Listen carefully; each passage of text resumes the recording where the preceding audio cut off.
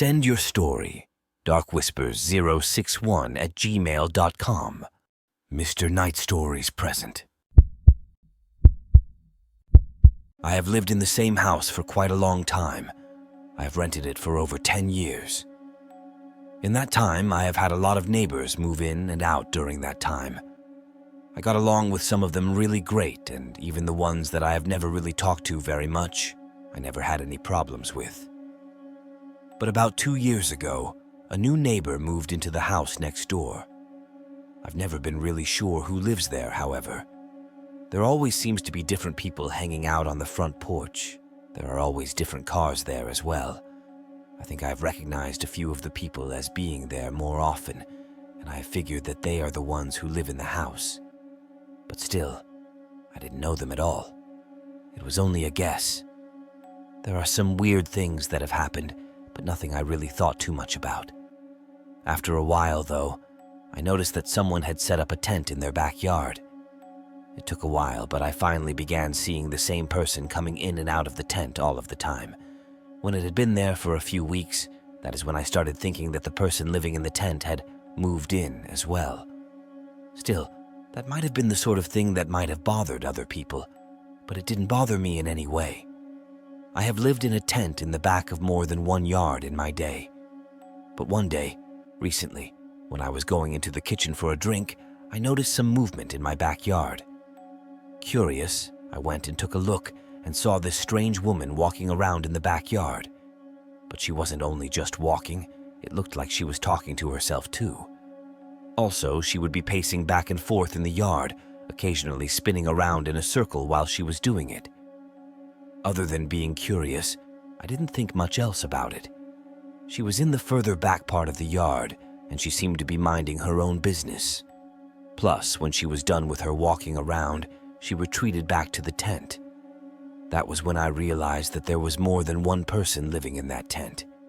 That had been the first time I'd seen the strange acting woman, and it would not be the last time.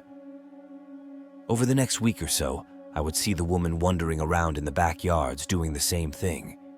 She never caused any problems, so it wasn't a big deal to me.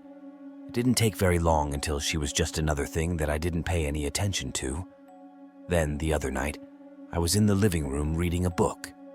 I got up to get me a glass of water, and while I was at the sink, I heard some weird noises. It only took me a moment before I realized that they were coming from the back door. I figured perhaps that an animal had gotten up on the porch, as that was not unusual. I walked into the laundry room, which had the back door that led to the porch behind the house. I flipped on the light switch for the porch, prepared to look out the window in the back door to see what kind of animal was out there. Looking down, without having opened the door, I saw that it wasn't an animal at all that was making the noises. Instead, there was a person who was crouched down on the porch.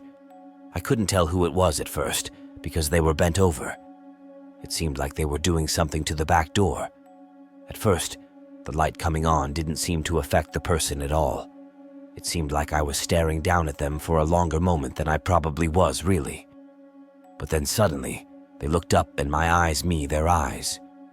It was the woman who was being strange in my backyard earlier in the week. The woman stood up really quickly, and we looked each other in the eyes for just a moment. I couldn't tell what sort of look was even behind those eyes, as the woman quickly took off down the porch and into the neighbor's yard, where I could no longer see her. I was a bit freaked out, and then I opened the door, really just to see where she might have run off to. But it was when I was out there that I noticed something a whole lot worse. There were all these weird symbols drawn on my back door. I couldn't tell what kind of symbols they were, but that wasn't what got me the most. What truly disturbed me was that it appeared that the symbols were drawn in blood. And not only that, but to confirm the idea it was blood, there were drops of it running down the porch. I was able to see what the lady had done before, being weird in the backyard as nothing really important. But this was pretty freaky. All I could do was run back into the house and call the police. The neighbors told the police that the woman was just someone who had been spending some time over as a guest. She had some mental issues and would be leaving. I didn't have her arrested because I really just thought she was messed up. But as far as I'm aware, she stopped living in that tent since it was taken down. When I was 12 years old, I switched schools when my family moved. The place we went to was very different than I had been before. We didn't live in a rural area really, but we did live in a place that was outside of town. My parents would normally give me rides to and from school at this new area, but they sometimes weren't able to. Whenever they couldn't, I didn't mind walking home. I would always take a shortcut through the woods in order to get there a lot faster. I had some problems fitting into school as the new kid. Most of the kids who were at that school grew up together. That made it difficult for me to make friends. Because of that, I spent a lot of time by myself or making friends with the friendless. So because of that, I also became the object of a few bullies for the first time in my life. This took place on a really cool fall day. One of the things I remember most clearly is how the leaves were heavily falling off of the trees. It was jacket-wearing weather, but not really cold if you understand. When my parents dropped me off in the morning, they let me know they wouldn't be able to pick me up on time due to work. So I let them know that I was just going to walk home. After school, it would start getting dark pretty early, even before I made it home. So I walked as quickly as I could, not wanting to, than it had ever been when I was walking home. So I almost regretted taking the shortcut through the woods, but the fear was just normal apprehension, and I didn't turn around or anything. Even though there was a bit of wind blowing through the trees that day, I could still hear what was going on around me pretty good. It didn't take long before I began hearing what sounded like footsteps. Looking around, I just expected to see someone else taking the same shortcut or just enjoying a walk in the woods. But I didn't see anyone else out there but me. I didn't think anything of it, however. I don't think most people really begin worrying about hearing footsteps until those footsteps become something to actually worry about. As I was walking forward, though, suddenly, someone walked out from behind a tree right in front of me. He was so close to me that it caused me to fall back and down onto the ground. Fortunately, I wasn't hurt. However, I was scared to realize that this was Kurt, one of the kids at school who bullied me. Plus, he was holding a pocket knife in his right hand, and he lurched over me. He also had this really evil smile on his face, a look that I will never forget years later. I quickly got up to my feet and did the only thing I could think of to do. When I had fallen onto the ground, my hand had felt a rock. I had grabbed onto it before I got back up again.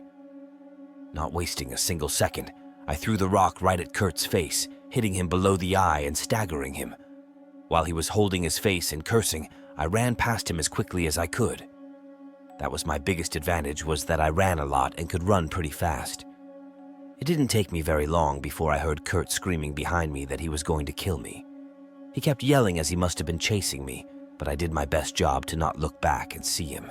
I just kept running and running. I figured Kurt was not nearly in the good shape that I was, as he was overweight and he never participated much in gym class. So by the time I got out of the woods, I was no longer hearing his screams at me. That didn't matter, however.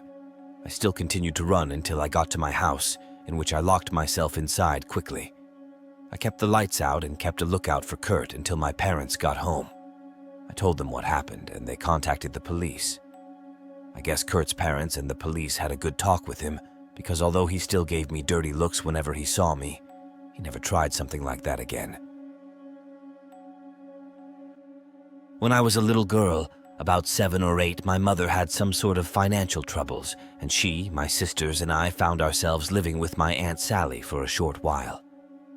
Aunt Sally's house was unlike any I had seen at the time. It was a very old-fashioned house.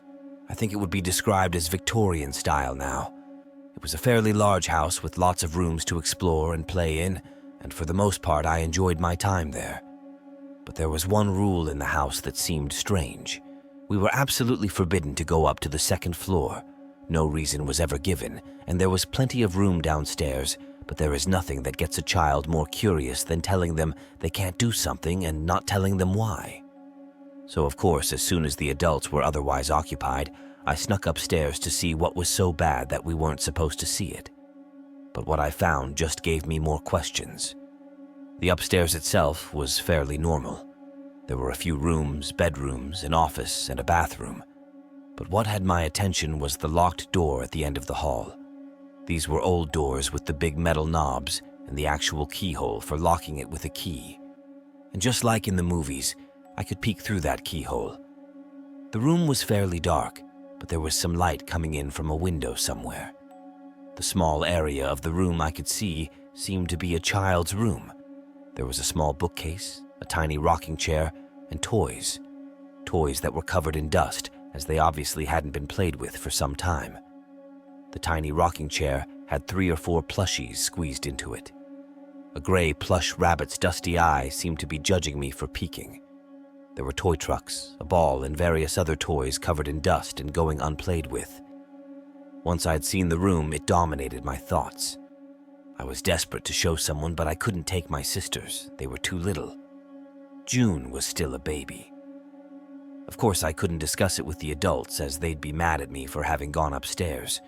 So I just kept it to myself and pondered just what this discovery actually meant. Then one day, our cousins visited. There was Sarah, who often played with me in spite of the fact she was much older than me at 12, and her 2 brothers Josh and Rob, 14 and 15 or so if I remember right. Josh was all right most of the time, but Rob was downright mean.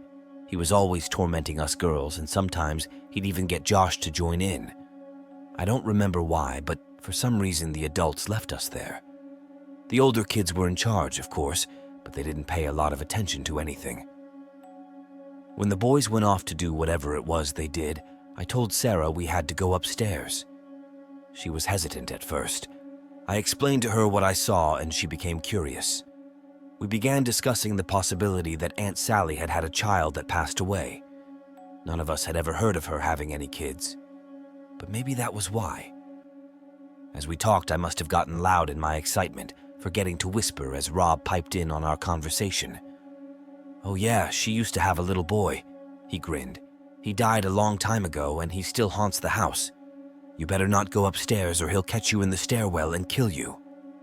Sarah very boldly told Rob to stuff it, and when he wandered off to do whatever he was doing with Josh, Sarah, and I went to the door that led to the stairwell, as she was now very eager to see the room.